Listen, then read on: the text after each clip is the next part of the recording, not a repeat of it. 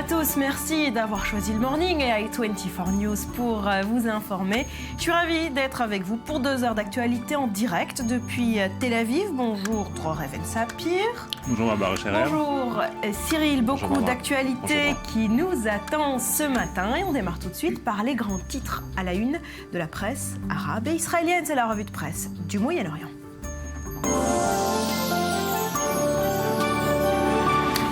Alors le grand titre Cyril, ce matin dans les journaux israéliens, c'est ce soutien inédit à un soldat de Tsahal. Par ses collègues, il a été mis à pied après une altercation avec un Palestinien à Hébron, en Cisjordanie. Et oui, et on va le découvrir tout de suite sur cette vidéo, une vidéo postée ce dimanche par une ONG palestinienne.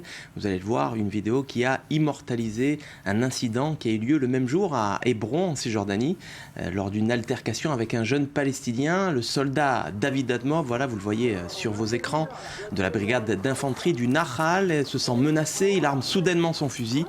Et puis, quelques heures plus tard, il est mis à pied par ses supérieurs, car son comportement, nous dit-on, Tsahal n'a pas scié aux valeurs de l'armée israélienne. Il s'avérera par la suite d'ailleurs que sa sanction a été motivée pour une toute autre raison. Mais qu'importe, Barbara, parce que vous savez que les nouveaux médias ne s'encombrent généralement pas de trop de précisions. Depuis, la toile est en effervescence. Une page de soutien au soldat David est créée. Et depuis, des dizaines de soldats israéliens, vous l'avez dit, postent des images sur les réseaux sociaux. Moi aussi, je soutiens le soldat David, peut-on lire sur des images qui paraissent aujourd'hui donc sur les grands quotidiens israéliens qu'on va découvrir tout de suite. La page Facebook donc, qui a été créée pour le soutien au soldat David a été likée plus de 60 000 fois, nous dit ce matin le quotidien de gauche Haaretz. C'est selon le quotidien grand tirage Yediot Aharonot, l'effet David. Pour le quotidien proche du pouvoir, Israël Hayom, les soldats israéliens mènent le combat du like. Sans le vouloir, écrit Yossi Yehoshua dans les colonnes du journal, le soldat David est devenu le symbole de toute une génération de soldats d'unités combattantes affectés dans les territoires palestiniens. Des jeunes de 20 ans, écrit le journaliste, qui se retrouvent souvent dans des situations impossibles. D'ailleurs, ils sont consultés ce matin, ces soldats, par le quotidien centriste arrive, des soldats qui pestent contre la politique de retenue de Tsahal dans les territoires. Pour les amis du soldat David, l'État d'Israël tourne le dos à ces jeunes soldats qui consacrent leurs plus belles années à défendre le pays. Alors c'est une première révolution Facebook, selon l'expert militaire du Israël Hayom, Yoav Limor, mais Tsahal, nous dit l'expert, doit être à l'écoute de ses soldats et trouver des solutions pour faire face à ce nouveau type de comportement sur les réseaux sociaux, faute de quoi, conclut le journaliste, le phénomène pourrait prendre de l'ampleur et menacer de saper les fondements mêmes de Tsahal. Plus rien ne fait obstruction entre le soldat sur le terrain et les nouveaux médias, écrit de son côté Amos Harel, le spécialiste militaire du quotidien de gauche Haaretz. Les opinions des soldats ne sont désormais qu'à un clic de leur smartphone, écrit Amos Harel. Et si la réaction des soldats est peut-être disproportionnée, voire puérile, eh bien, elle est le signe de mutations profondes qui traversent l'armée israélienne. La solidarité exprimée avec le soldat David est la première rébellion numérique de Tsahal, écrit Amos Harel. La première fois que des soldats se syndicalisent, pour ainsi dire, pour protester contre la politique de Tsahal dans les territoires palestiniens. Voilà, on reviendra sur cette affaire dans cette édition et on prend la direction du Liban à présent où la presse regrette ce matin que faute de consensus, le Parlement libanais n'ait pas pu procéder au second tour de l'élection présidentielle. Et oui, Barbara, pour la seconde séance consacrée à l'élection présidentielle hier au Liban, le Parlement n'a pas réuni le quorum des 2/3 nécessaires pour élire, vous le savez, le nouveau président qui traditionnellement, vous le savez, est maronite. Les députés du camp du Hezbollah ayant boycotté la séance, seuls 75 des 128 parlementaires étaient présents hier dans l'hémicycle. C'est donc partie remise au 7 mai, écrit ce matin nos confrères du quotidien libanais en langue française, L'Orient le Jour. Mais la nouvelle séance fixée par le président chiite du Parlement, Nabil Berri, pourrait bien connaître le même sort le 7 mai prochain et le Liban se retrouver sans président après le 25 mai, date à laquelle, vous le savez, expirera le mandat de l'actuel président Michel Slimane. Alors le vide présidentiel jusqu'à quand ? syriens. Titre de son côté en une ce matin le journal Al-Akhbar, proche des thèses syriennes. Pas d'accord, Aoun Hariri sur la présidentielle, titre pour leur part nos confrères du Al-Jumhuriyya, La République. Le journal proche du mouvement anti-syrien du 14 mars estime que le camp du Hezbollah ne pourra jamais accepter Samir Jaja en tant que président. Samir Jaja qui est un virulent opposant au régime syrien et à son allié libanais, le Hezbollah, tandis que le camp du 14 mars ne pourra jamais accepter de son côté la candidature, la présidence d'un Michel Aoun, soutenu désormais par le Parti de Dieu libanais. Sur cette caricature du quotidien, vous le voyez, c'est le vide, Al-Farah en arabe, figuré ici par un clown qui sort de l'urne devant le regard bien ébahi des candidats à la présidentielle libanaise. Merci beaucoup, Cyril. Merci.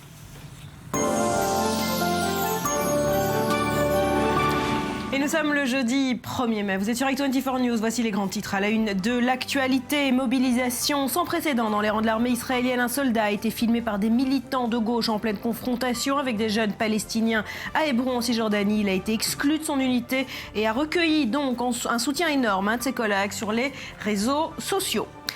Washington condamne l'inaction du gouvernement israélien face aux attaques contre les Palestiniens. Le rapport annuel du département d'État sur le terrorisme dans le monde parle de terrorisme juif. Hier encore, une nouvelle attaque dite du prix à payer a été effectuée à Yokneam, dans le nord d'Israël.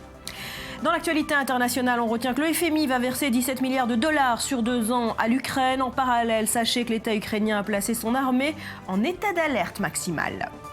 Le chiffre du jour, 6 milliards de dollars. C'est le géant américain Intel qui a annoncé un investissement inédit en Israël. À la clé, plus de 1000 créations d'emplois. Enfin en sport, l'info à retenir ce matin, c'est évidemment cette finale de la Ligue des Champions qui sera 100% madrilène. L'Atlético Madrid a battu hier soir le club de Chelsea 3-1.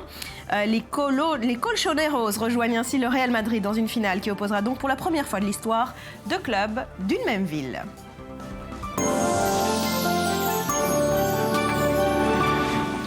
Et on en vient à ces nouveaux tags racistes contre une mosquée en Israël. Le mouvement du prix à payer semble prendre de l'ampleur dans le pays et Washington condamne l'inaction du gouvernement israélien. Maxime Perez s'est rendu dans le village en question. On en parle juste après. Des tags injurieux à l'entrée d'une mosquée, en hébreu, et une étoile de David, comme pour ne laisser aucun doute sur l'identité des signataires.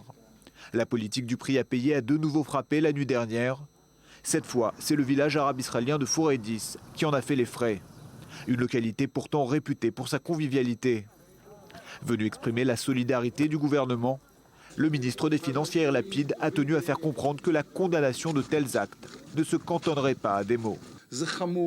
C'est un acte grave, scandaleux, qui fait honte à notre pays, mais nous allons traiter cette affaire avec une extrême gravité. La police enquête avec le plus grand sérieux. Pour les habitants de Foureydis, il ne fait aucun doute que les responsables de ces dégradations sont de jeunes juifs extrémistes, comme ce fut le cas dans d'autres incidents. Les voici d'ailleurs filmés par une caméra de surveillance quelques instants avant leur méfait. Capuche sur la tête, 3 individus se dirigent calmement vers la mosquée du village. Ils prendront la fuite quelques instants plus tard, sans être inquiétés.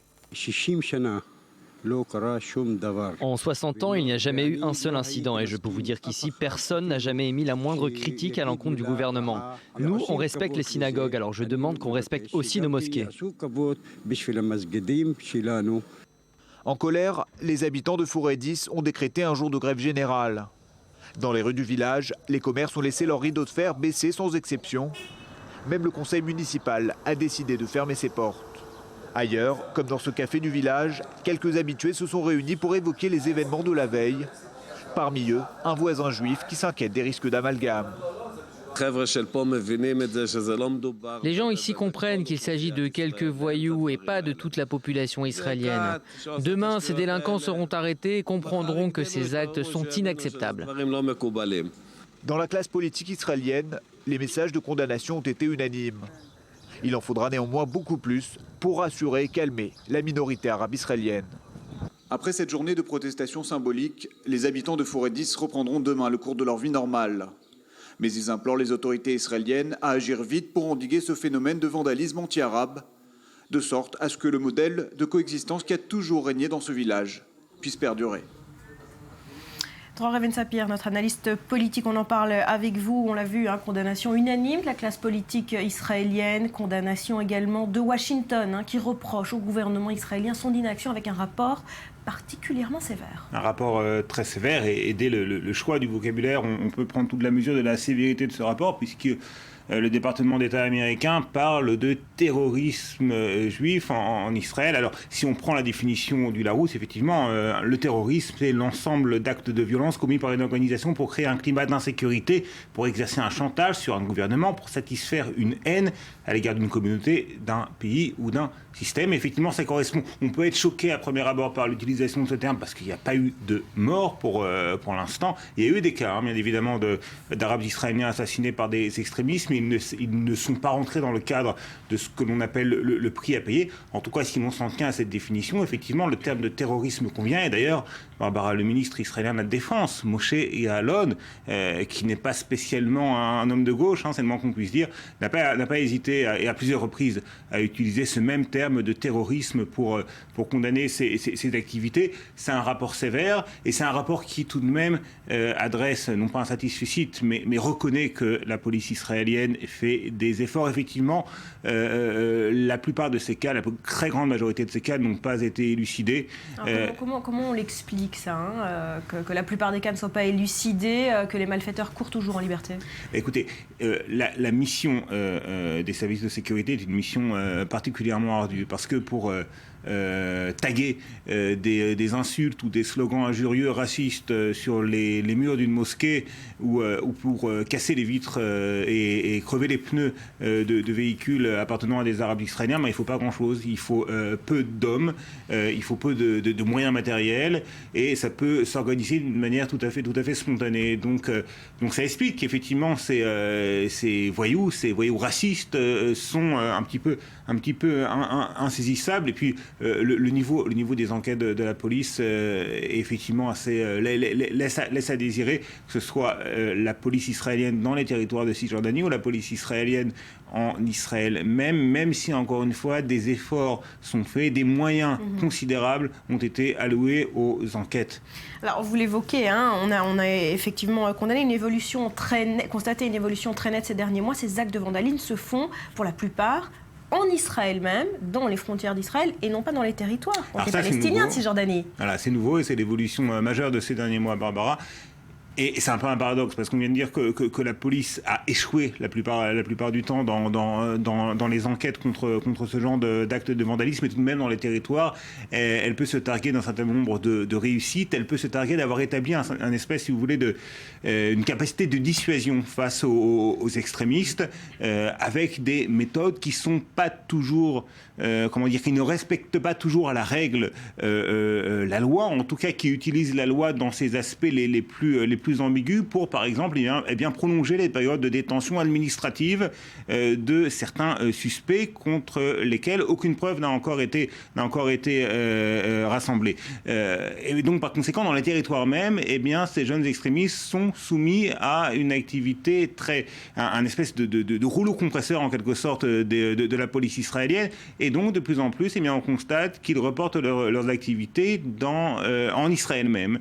Et puis, d'un point de vue de leur stratégie, si vous voulez, ça frappe davantage les esprits lorsque des villages arabes israéliens, en Israël même, sont touchés par ce genre d'actes, plutôt que des villages palestiniens autour des implantations les plus extrémistes. Qui ils sont? Est-ce qu'ils ont un profil particulier, ces malfaiteurs? Alors justement, c'est lié effectivement aux difficultés des enquêtes, parce que on peut imaginer que la plupart des responsables de ces actes sont issus de ce que l'on appelle la jeunesse des collines noires. Il s'agit, si vous voulez, d'une nouvelle génération de militants extrémistes radicaux dans les implantations, pas de toutes les implantations, bien évidemment on y reviendra, mais d'une petite partie du mouvement des implantations, des gens jeunes qui habitent la plupart du temps dans des implantations sauvages, c'est-à-dire dans des implantations qui n'ont pas pas obtenu de la part de l'État d'Israël d'autorisation de construction. Et ces jeunes qui sont souvent très marginaux, qui souvent d'ailleurs ne servent pas dans les rangs de l'armée, eh bien, sont les coupables tout désignés. Maintenant, on peut imaginer qu'en Israël même, il s'agisse d'un autre profil peut-être d'activistes, ou ces mêmes activistes qui, du fait du rouleau compresseur policier dont on vient de parler, reportent leurs activités dans les territoires, en Israël. Alors ils se sentent plus libres en Israël. Comment réagit le mouvement des implantations? Est-ce que ces jeunes sont téléguidés par ce mouvement-là? Non, certainement pas. On a plutôt l'impression, du contraire, on a plutôt l'impression que le mouvement des implantations, en tout cas ces institutions les plus centrales, les plus connues, se sentent un petit peu dépassées par ce mouvement qu'ils ne maîtrisent pas, qu'ils ne maîtrisent plus, qu'il condamne, bien évidemment, sans aucune ambiguïté, puisque tout simplement ce genre d'acte dresse une image tout à fait négative du mouvement des implantations dans son ensemble, et donc les condamnations sont d'autant plus vives de la part des leaders traditionnels du mouvement des implantations. Merci beaucoup d'être venu nous en parler, Dror. Merci Cyril. À suivre dans le Morning. Est-ce que vous vous souvenez de la Vuvuzela? Eh bien, la Coupe du Monde au Brésil aura, elle aussi, son instrument. C'est une trompette révolutionnaire qui entend donc envahir les stades brésiliens. Ça s'appelle la Diabolica. Les images après un nouveau journal.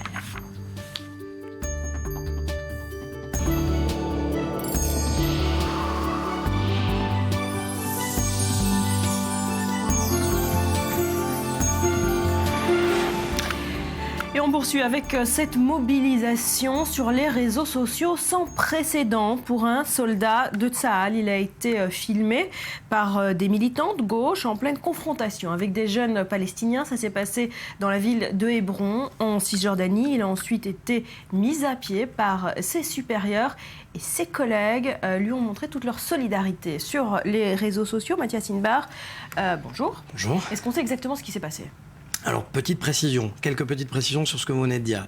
Déjà, il était entouré tout d'abord d'un Palestinien avant qu'il ne arme son fusil. Donc déjà, il était entouré d'un, ça s'est mal passé. Il commençait à avoir une discussion entre on a les images, pour que vous les commentiez. Alors, ça s'est passé. Donc là, c'est la fin de la scène. Donc ce n'est pas précis de commenter d'abord ces images. Quelques secondes plus tôt, il y a eu une altercation entre ce soldat David Hamdoff, on a le droit désormais de déclarer son nom, et un Palestinien. Vous venez de voir, voilà, ce Palestinien-là. Ce qui se passe, c'est qu'il lui demande de se pousser. Et là, il arme son fusil. Le deuxième, vous le voyez, vient derrière avec un poing américain. Il va le frapper. Ce qu'il faut expliquer, c'est qu'il y a des règles en Cisjordanie. Vous devez tenir une distance avec un Palestinien, ce qui n'a pas été le cas pour ce soldat. On doit lui demander en arabe, dans la langue, et chaque soldat sait comment le dire, lui demander de faire un pas, d'aller en arrière. On voit qu'il le repousse, il essaye de l'éloigner, et le Palestinien se rapproche. Et en analysant au moins une dizaine de fois cette vidéo ce matin et hier, j'ai pu m'apercevoir en fait qu'au moment où il l'éloigne, le soldat arme son fusil parce que le Palestinien met la main dans sa poche. Va chercher quelque chose dans sa poche. Il se sent menacé. Maintenant, il y a des gros problèmes au sein même de l'échelon militaire parce que ce soldat n'aurait jamais dû se trouver seul.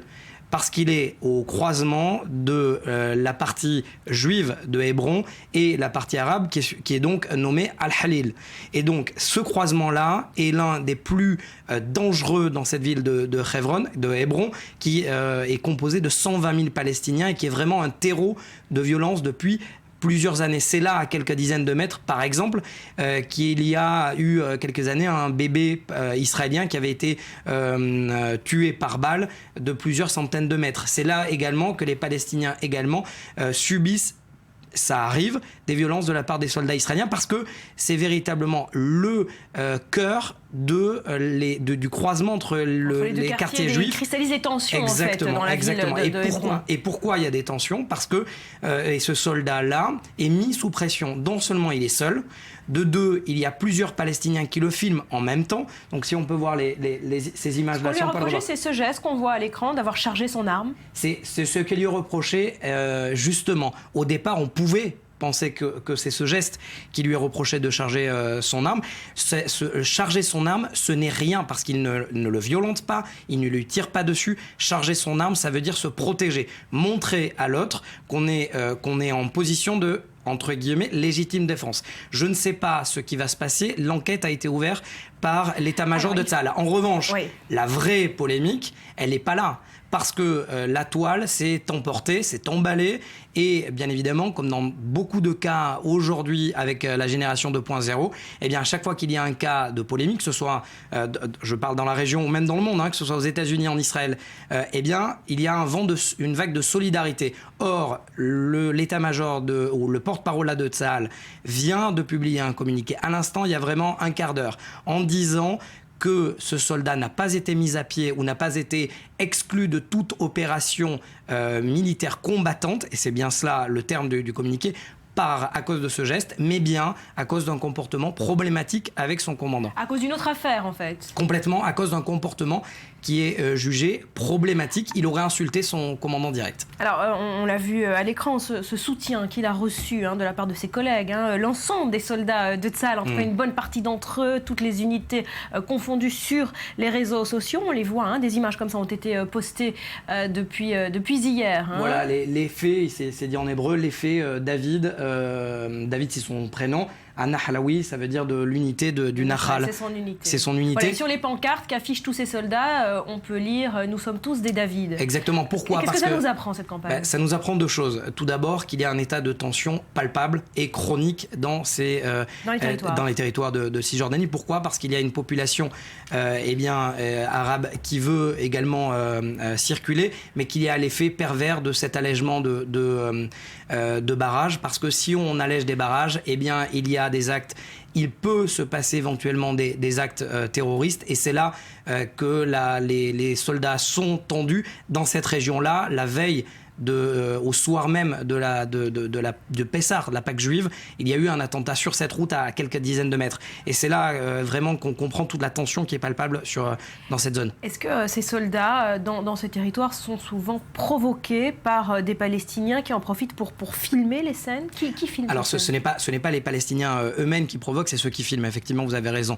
Ceux qui filment, il y a plusieurs... On sait qui a filmé cette scène ? Non. Pour l'instant, on ne sait pas. Toujours est-il que la plupart des scènes sont filmées par une organisation de gauche, d'extrême gauche, qui s'appelle B'Tselem pour la plupart du temps, et qui filme ce qui se passe dans les...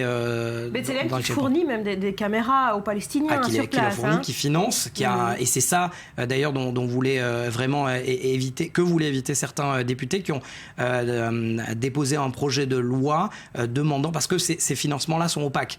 Et lorsqu'on ne sait pas d'où vient l'argent qui finance ces caméras, et on le voit bien, il y a certains ont des smartphones, n'importe qui peut avoir des smartphones, mais il y a aussi des caméras, et ces caméras ont vraisemblablement été achetées. Guerre d'image, une guerre de nerfs, mais je reprécise encore une fois, ce n'est pas le geste du soldat qui est récriminé, vraiment c'est a priori, selon le porte-parole de l'armée, c'est bien son comportement, le fait même qu'il charge son fusil normalement est jugé comme légitime par l'armée israélienne. Mathias, est-ce qu'il y a une politique de retenue au sein de Tsahal, la marche à suivre dans ces cas-là? Est-ce qu'elle est extrêmement balisée dans l'armée israélienne? Balisée, c'est vraiment une charte où tout est écrit, tout est dit, et le soldat répète maintes et maintes fois avant de sortir de ce qu'on appelle sortir sur le terrain. Il fait ses classes, et pendant ces classes qui durent 4 plus 2 mois, donc en général 6 mois, eh bien on lui répète du matin jusqu'au soir ce qu'il doit dire, et je le répète, ce qu'il doit dire normalement en arabe, ce qui n'est pas ce qui a priori a été fait, mais déclenché par cette polémique. Merci beaucoup Mathias. Avec plaisir.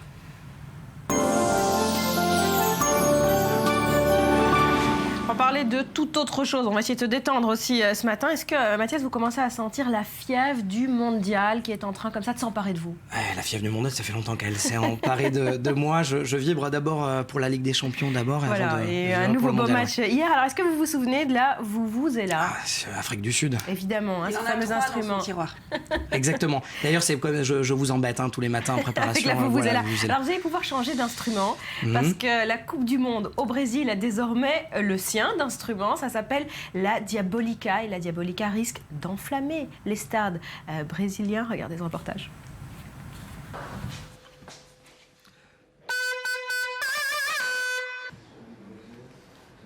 C'est le son qui veut envahir tous les stades. Voici la Diabolica, une trompette télescopique née il y a quelques mois à Mons, en Belgique. Son principe est simple. Elle se compose de 3 parties. On a le bec, on a l'extension et la trompette. Quand on replie les 3 en un, l'objet est fermé, il ne bouge plus, on sait le mettre en poche et aller dans le stade directement avec. Ne vous avisez pas à la comparer à une vuvuzela. La Diabolica se voit plutôt comme la concurrente de la corne de brume, qui, elle, est interdite dans les stades en raison de son fonctionnement au gaz.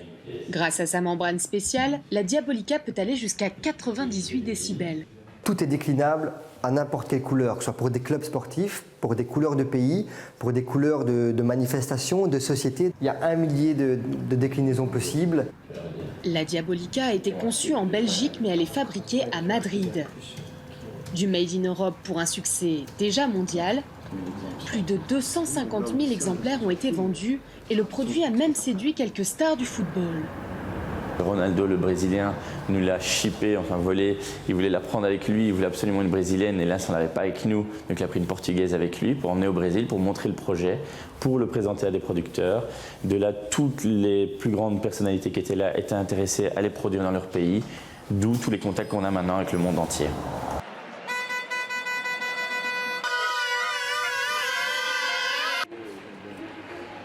Les concepteurs l'annoncent, ils ne se cantonneront pas au seul football.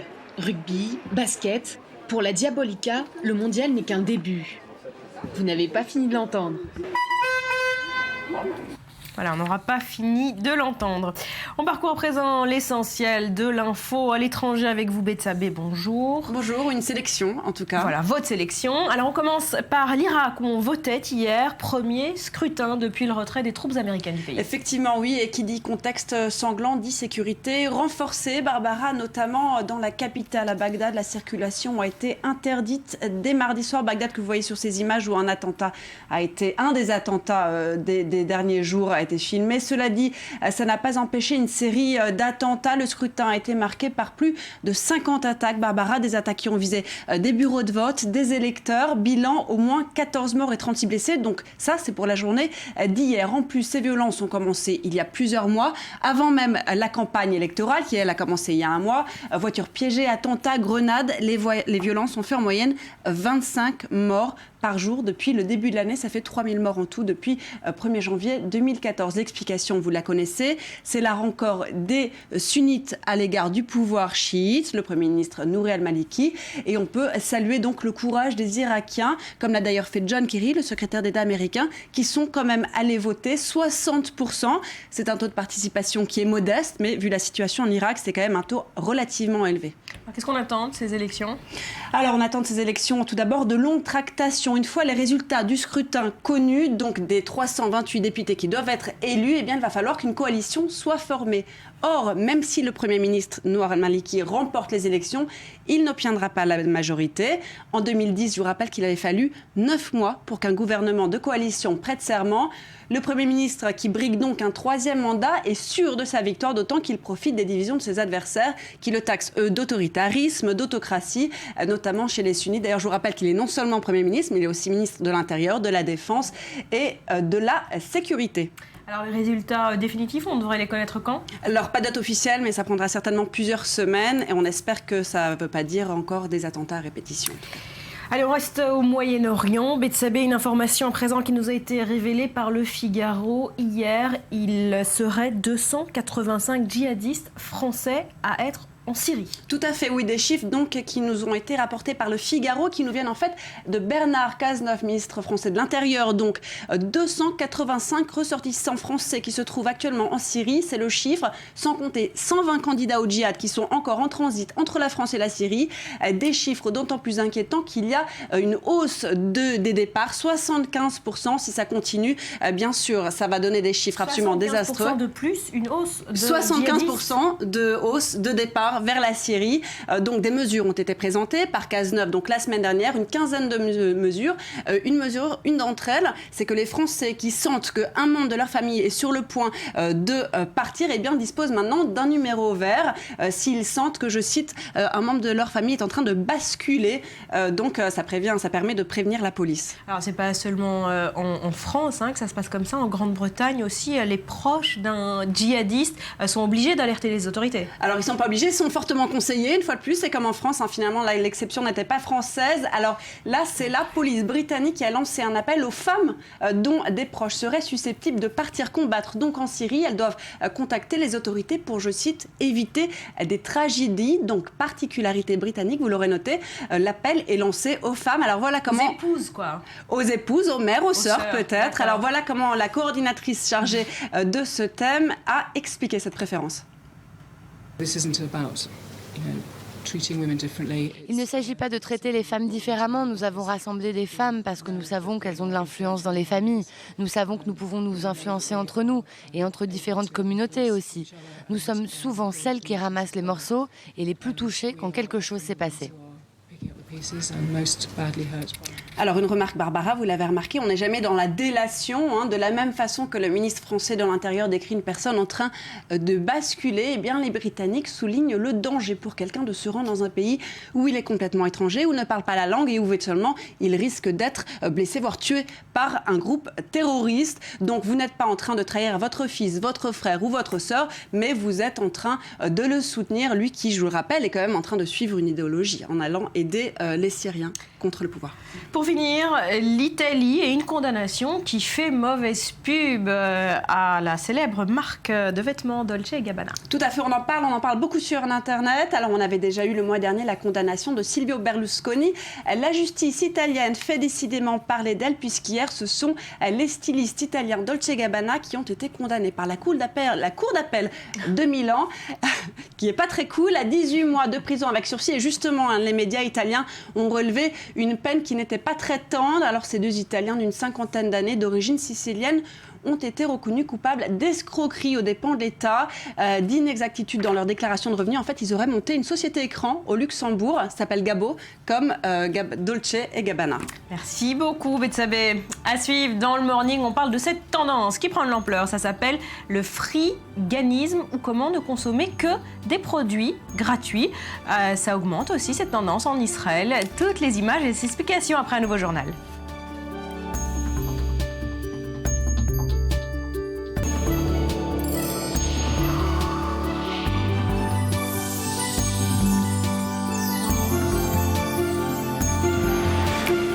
Et on parle ce matin également de la situation en Syrie. Vous le savez, la guerre civile continue de faire rage tous les jours. Les combats se poursuivent dans le pays, des combats acharnés malgré le grand sursaut international de l'été dernier. Eh bien, des armes chimiques continueraient d'être utilisées dans le pays. Le point d'image, on en parle juste après. 100 morts et de nombreux blessés en quelques heures à Homs. À Alep, c'est une école qui est la cible de raids aériens de l'armée syrienne. Bilan, 30 élèves tués. Attentats à la voiture piégée, tirs de roquettes et raids, tous les moyens sont bons pour regagner du terrain.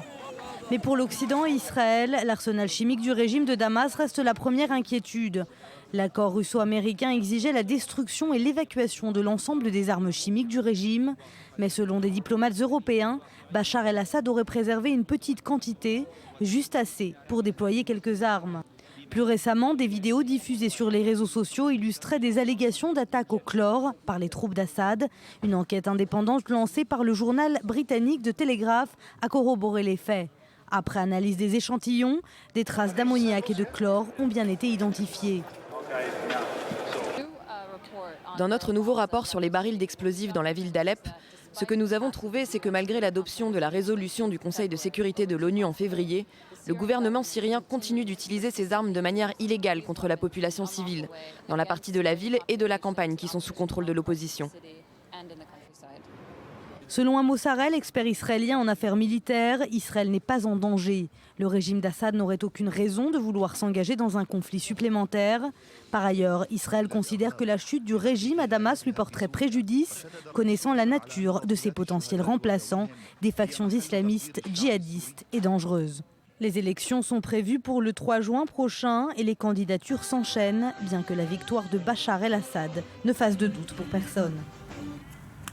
Bonjour Olivier Lepic, chercheur spécialiste des armes chimiques. Merci d'être avec nous ce matin. Est-ce qu'on sait avec certitude si des armes chimiques continuent d'être utilisées en Syrie ?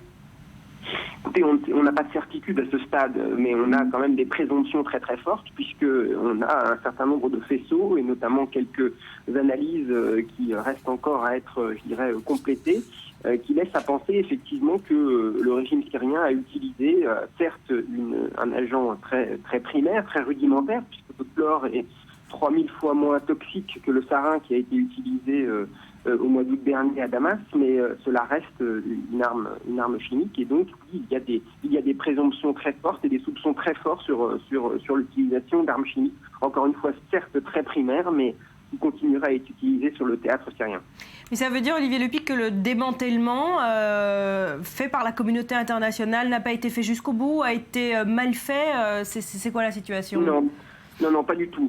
Le chlore est un agent qui figure au tableau 3 de la Convention d'interdiction des armes chimiques. C'est un produit qui n'est plus véritablement une arme chimique, c'est un produit industriel, certes toxique, mais qui est utilisé dans beaucoup de processus industriels. On l'utilise notamment, par exemple, dans toutes les piscines des particuliers pour assurer leur hygiène. Et donc, c'est un produit qu'on trouve en très grande quantité, qui n'est pas spécialement surveillé par l'Organisation d'interdiction des armes chimiques, qui n'est pas très toxique. Et donc, c'est une arme chimique utilisée dans certaines conditions, comme celle qui semble avoir été le cas sur le théâtre syrien, mais la Syrie n'a pas déclaré, et l'OIAC ne lui a pas demandé de déclarer ses stocks de chlore. Ce n'est pas, à proprement parler, une arme chimique moderne. Je crois qu'aujourd'hui, une grande partie de l'arsenal chimique syrien a été évacuée du territoire. Il reste environ entre 8 et 9% de l'ensemble de ce stock à être évacué de la Syrie. Et aujourd'hui, on ne peut pas dire que le fait qu'il y ait encore des stocks de chlore sur le territoire syrien laisse à penser que ce démantèlement n'a pas été fait. C'est un épiphénomène, c'est une substance toxique certes, mais qui est très loin d'être une arme chimique, à l'instar de ce qu'en sont les neurotoxiques, par exemple. Alors pourtant, selon les renseignements israéliens, eh bien, le régime de Bachar el-Assad aurait conservé une partie de son arsenal et de ses infrastructures chimiques pour les relancer, si nécessaire, pour relancer la production. Est-ce que cela vous semble plausible ? Non, je pense qu'aujourd'hui, on peut, avec une quasi-certitude, affirmer que la Syrie n'est plus une puissance chimique au sens moderne du terme. On ne peut pas effectivement écarter l'hypothèse, je dirais, de ce type d'action avec du chlore, des actions certes qui ont un caractère chimique, mais qui ne sont pas, qui ne peuvent pas être comparées avec la capacité qu'avait la Syrie il y a quelques mois encore en termes de guerre chimique. Donc la Syrie peut avoir conservé effectivement, et je pense que les services israéliens ont peut-être des éléments sur le sujet, peut avoir conservé quelques éléments ou quelques stocks relativement faibles d'armes chimiques, mais aujourd'hui et dans quelques semaines, on pourra avec quasi-certitude affirmer que la Syrie n'est plus une puissance chimique crédible sur la scène internationale. Merci beaucoup, Olivier Lepic, pour tous ces renseignements.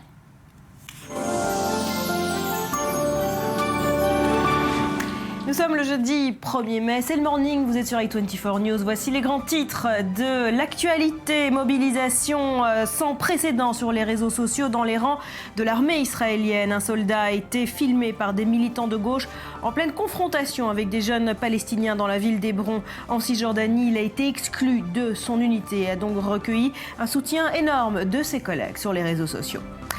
Washington condamne l'inaction du gouvernement israélien face aux attaques contre les Palestiniens. Le rapport annuel du département d'État sur le terrorisme dans le monde parle de terrorisme juif. Hier encore, une nouvelle attaque dite du prix à payer a été effectuée à Yokneam, dans le nord d'Israël. Dans l'actualité internationale, sachez que le FMI va verser 17 milliards de dollars sur 2 ans à l'Ukraine. En parallèle, l'État ukrainien a placé son armée en état d'alerte maximale. Le chiffre du jour, c'est 6 milliards de dollars. Le géant américain Intel a annoncé un investissement inédit en Israël à la clé, plus de 1000 créations d'emplois. Enfin en sport, l'info à retenir ce matin, c'est évidemment cette finale de la Ligue des Champions qui sera 100% madrilène. L'Atlético Madrid a battu hier soir le club de Chelsea 3-1. Les Colchoneros rejoignent donc le Real Madrid dans une finale qui opposera pour la première fois de l'histoire deux clubs d'une même ville.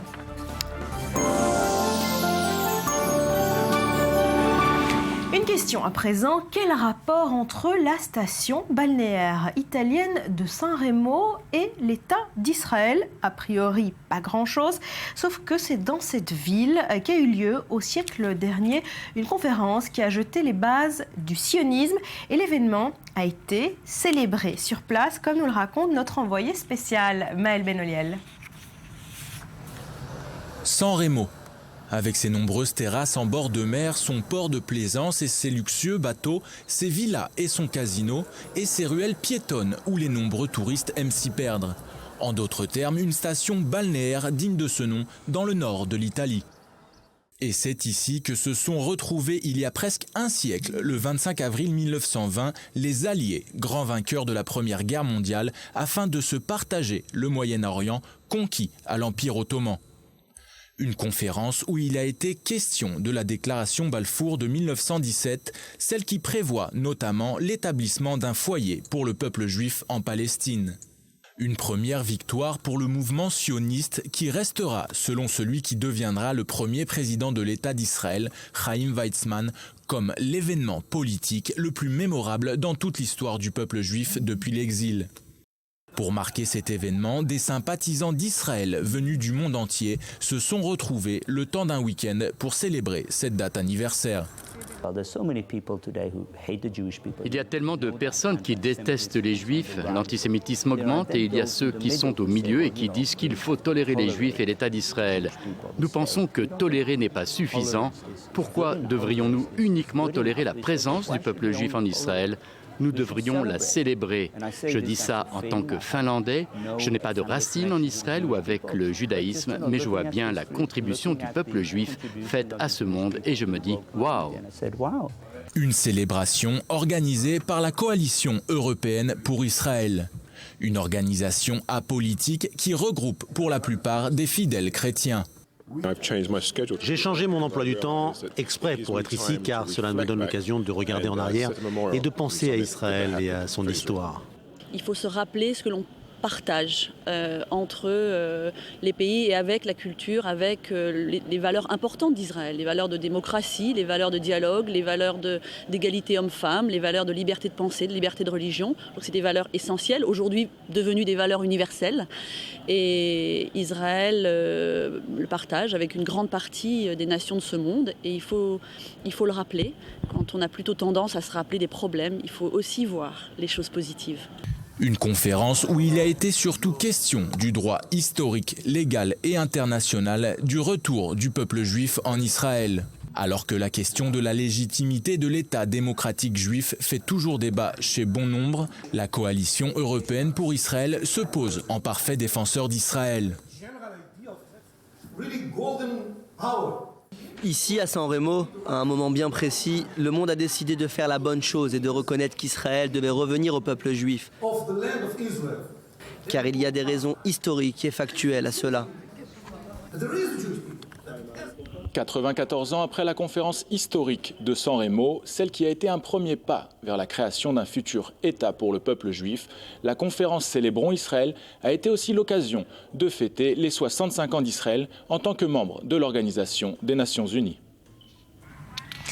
Yohann Wacky, bonjour. Bonjour Baba. Alors pour nous, vous décelez les tendances du moment et ce matin, vous nous parlez de friganisme ou comment ne consommer que des produits gratuits. C'est pour les radins ? Alors c'est pas pour les radins. Alors d'abord je vous explique pourquoi frigan. Frigan ça vient de free, donc gratuit vous l'avez dit, et contraction avec vegan. Alors vegan on en parlait il y a quelques semaines sur ce plateau, c'est ces gens qui ne consomment aucun produit issu d'une exploitation animale, donc pas de viande mais pas non plus de cuir etc.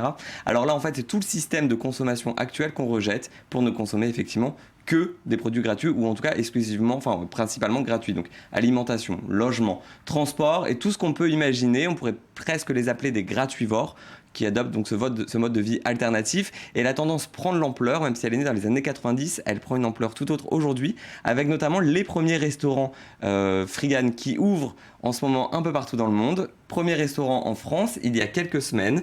Un restaurant donc, qui propose pas des repas gratuits, mais des repas composés uniquement de fruits et légumes récupérés dans les déchets du marché professionnel de Rungis.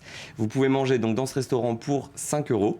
Les frais de déplacement, le personnel, etc., puisque l'alimentation est entièrement gratuite. Le succès de ce restaurant est tellement énorme que l'adresse est aujourd'hui confidentielle. Elle va et vient sur Facebook, c'est-à-dire que vous pouvez... Pour pas qu'il y ait trop de monde. Les fondateurs la mettent sur Facebook quelques heures par jour, puis l'enlèvent, la remettent, voilà, en fonction pour...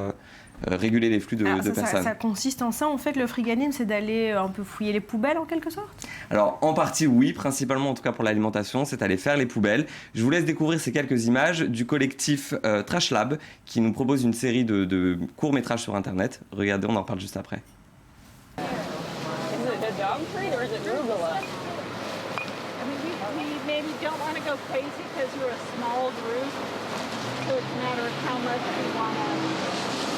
So this is one store, one night. It's not an unusual night. It's not an unusual store. It's not like they're particularly bad or worst offenders. This is just food that gets wasted every single day in basically every single store. There's a lot of reasons for it. Cosmetic reasons, store stocking reasons, but basically what it comes down to is they just... Voilà, alors on le voit, ils font les poubelles, c'est le système D, ils s'arrangent pour faire du stop ou pour partager les moyens de transport. D'ailleurs, si vous rendez au Chouk Agramel en Israël, à la fermeture donc, du Chouk, vous verrez de plus en plus de freegunners venir récupérer les invendus. Le grand marché de Tel Aviv, exactement. Ces freegunners, ils le font par idéologie ou ce sont des gens qui ont du mal à finir les fins de mois? Alors souvent, ils rentrent dans le mouvement pour des problèmes économiques, pour des questions économiques, et puis ils restent pour des questions surtout politiques. Puisqu'en fait, c'est vraiment tout le système de consommation actuel qu'on rejette dans le freeganisme. C'est clairement un mouvement né de la société civile, sans parti politique clairement défini, comme il y en a toujours eu, voilà, on pourrait les rapprocher des décroissants ou de la simplicité volontaire, tout ce genre de mouvement qui revendique un mode de consommation complètement différent. Ils nous disent, je cite, le freegan pourrait être défini comme une éthique anti-consumériste de la nourriture. Donc voilà, on dénonce le fonctionnement, en sachant que les chiffres avancés par ce genre d'association nous disent qu'à peu près la moitié de la production annuelle de nourriture est gâchée, est gaspillée. Donc si on avait une organisation derrière pour moins gâcher, pour moins gaspiller, pour moins jeter. Et voilà. Et le scandale qu'ils mettent en avant, c'est le fait qu'on ne puisse pas payer de la nourriture et que la nourriture non achetée soit jetée. Voilà, c'est tout ce système qu'ils cherchent à réguler. Alors à part ce restaurant qu'on a pu voir un peu plus tôt, il y a eu d'autres initiatives comme ça? Il y a eu d'autres initiatives et ce qui est très intéressant, c'est que les entreprises commencent à réagir et je pense notamment à la chaîne de distribution Intermarché qui a lancé sa dernière campagne de publicité. Je vous laisse la regarder, c'est très intéressant, on en parle juste après. Bon, c'est vrai, tu as ce petit truc un peu bizarre et rigolo. Mais personne n'est parfait, mon cœur. D'ailleurs, la perfection, tu sais, c'est fade. Franchement, moi je trouve ça tellement mignon. Tu ne peux pas laisser ton apparence te miner comme ça, mon ange. Regarde de toi. Tu sais que tu es belle à l'intérieur. Tu dois t'ouvrir, te révéler. Tu es originale, saine, débordant d'énergie, drôle. Tu fais même partie des meilleurs fruits qui soient. Tu te rends compte ?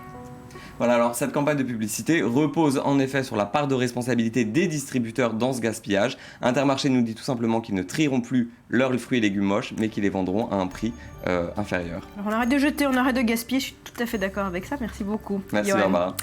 À suivre dans le morning, nous irons au kibbutz également ce matin. Depuis de nombreuses années, le mode de vie socialiste connaît un désintérêt de la part des jeunes. Pourtant, vous allez le voir, ça marche encore. Les images et les explications après un nouveau journal.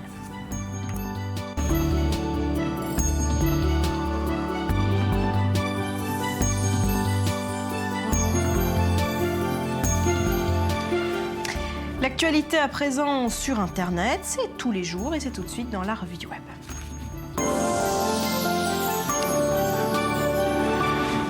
Rudy Sada, bonjour. Barbara, bonjour. Alors, ce qui agite le web et les réseaux sociaux, en tout cas israéliens ce matin, c'est cette affaire du soldat David Admov. Oui, Cyril Amar, on en a parlé tout à l'heure, car tout Israël en parle. Alors, très rapide, un rappel des faits. Le soldat donc de l'unité combattant de Nahal a été filmé donc, par des militants de gauche en pleine altercation avec des jeunes palestiniens à Hébron, en Cisjordanie. Sur la vidéo, on le voit donc sortir son arme à feu, alors qu'un jeune palestinien de 15 ans le provoque et que plusieurs l'encerclent. Alors ce soldat a été suspendu. C'est alors donc un soutien en ligne sans précédent s'est organisé sur une page Facebook.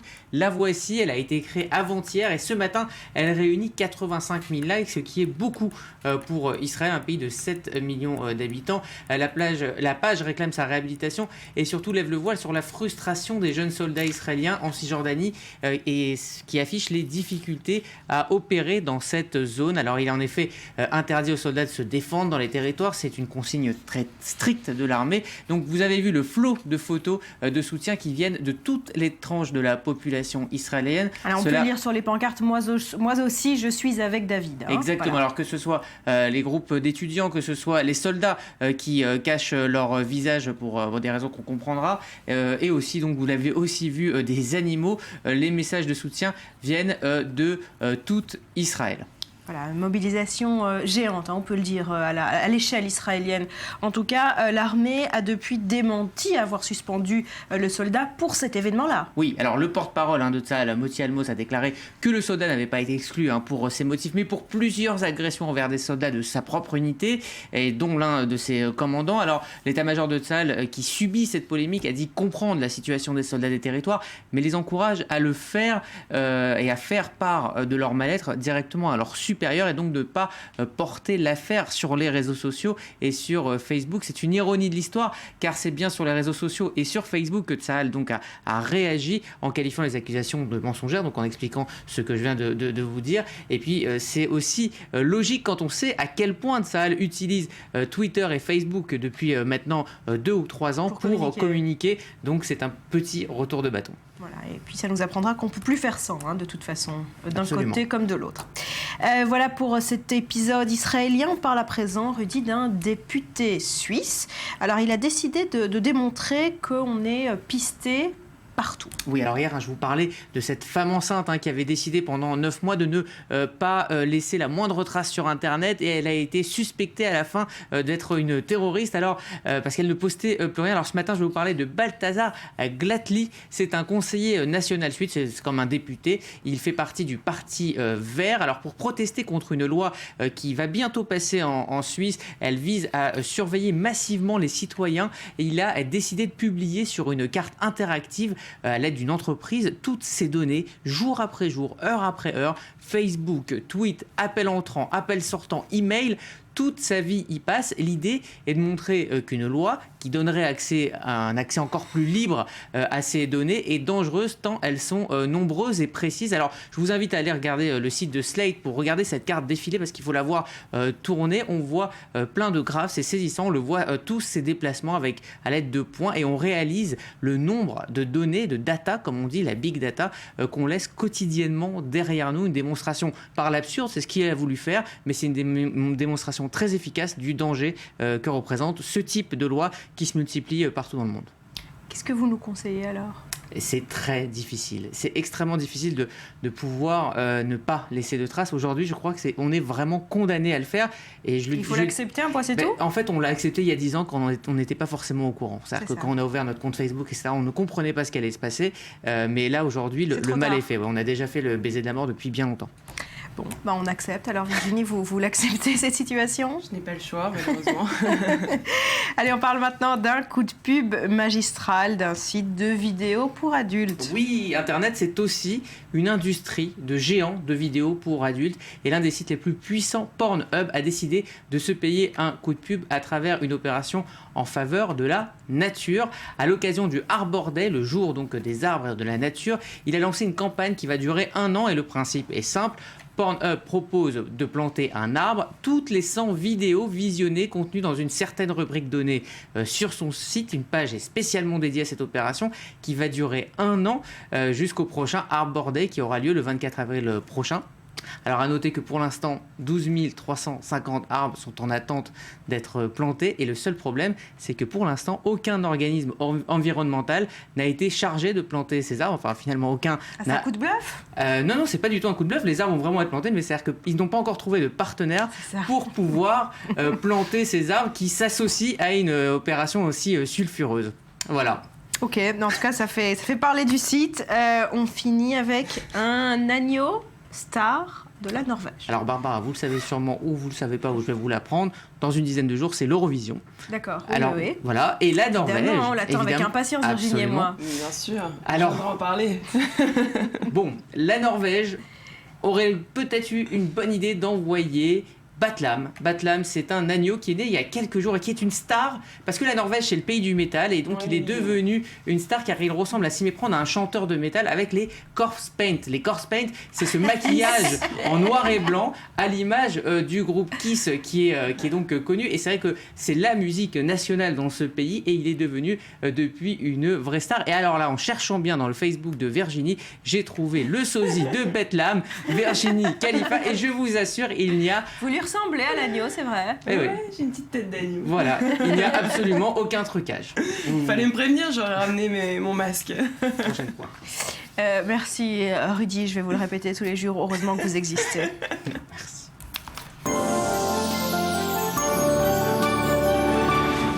Allez, on part en Égypte à présent. Vous le savez, le pays est à la une de l'actualité pour sa crise politique. Mais ce matin, on parle d'un aspect moins connu, la mode. Une Fashion Week se tient en ce moment même au Caire. Michal Davon avec Sandy Fortis. Un magasin de la marque britannique Ted Baker au Caire, voici la preuve que l'Égypte peut rester in en dépit d'une situation politique difficile. Le Fashion Festival du Caire, qui s'est tenu ce week-end au Festival City Mall, en est une autre. Le temps d'une journée, de jeunes créateurs égyptiens se sont mêlés aux designers locaux confirmés. Le festival leur offre une plateforme pour exposer leur travail, tout en faisant la promotion de l'industrie de la mode égyptienne.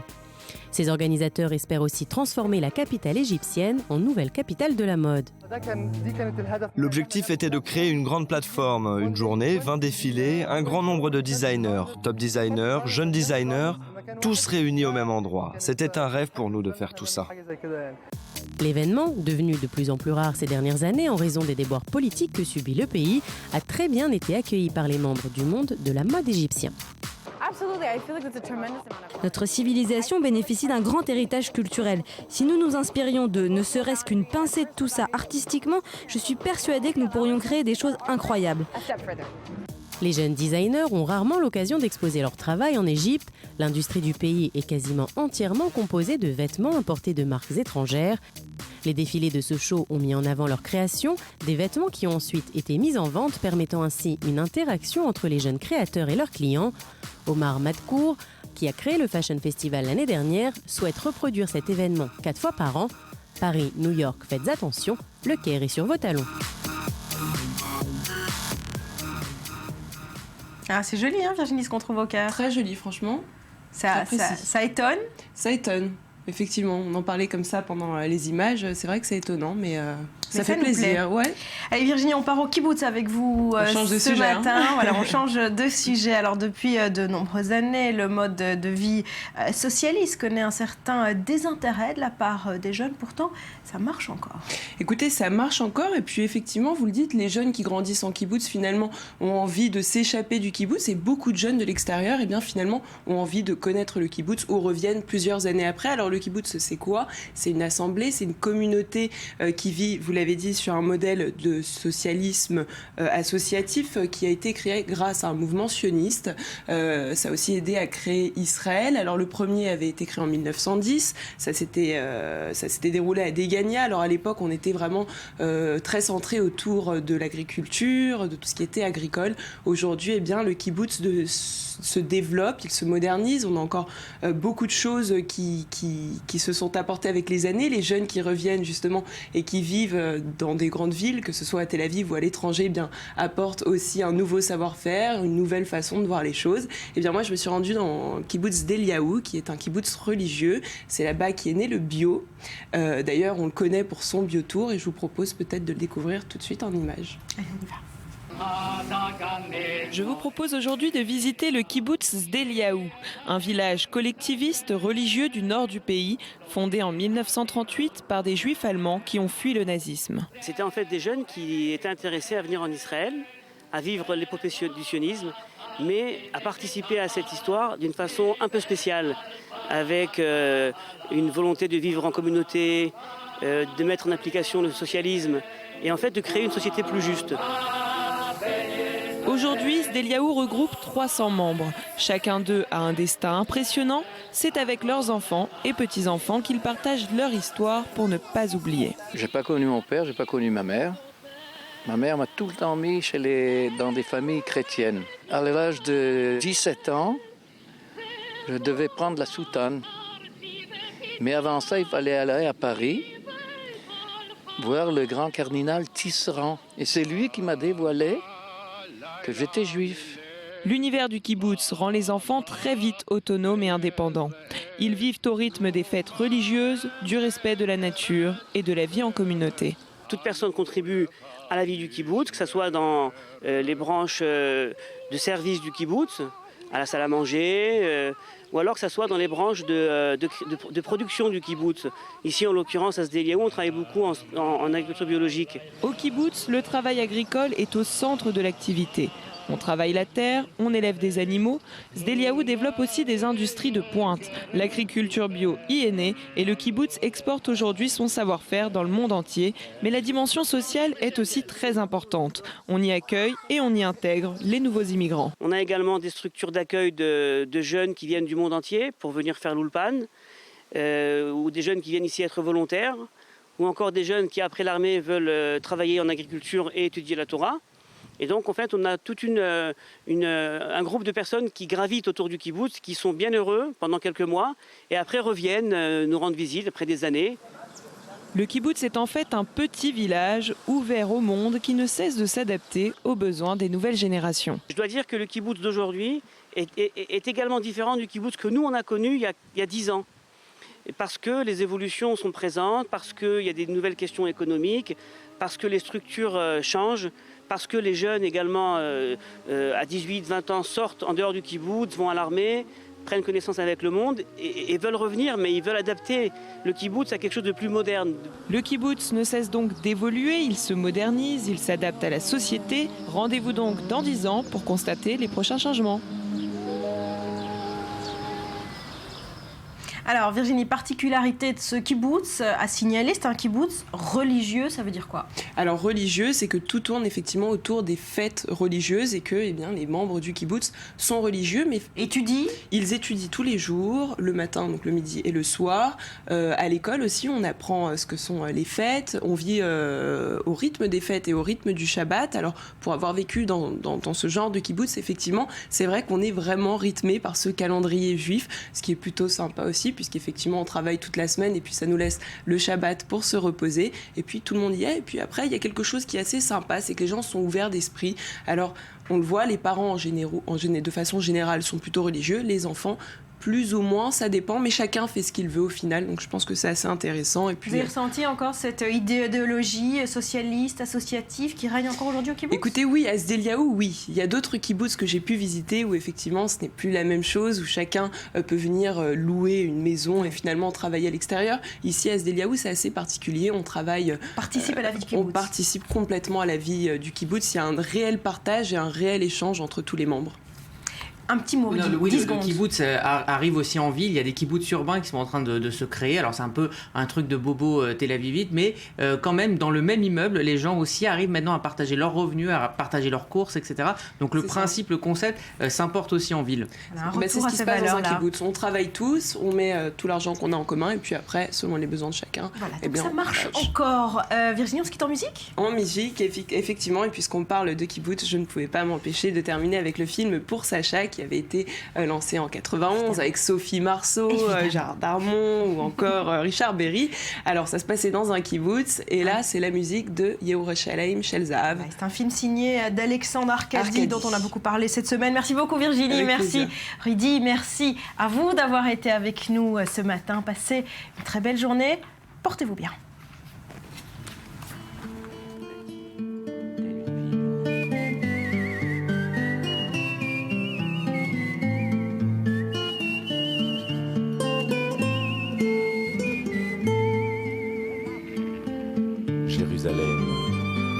d'or et de cuivre, ville de lumière.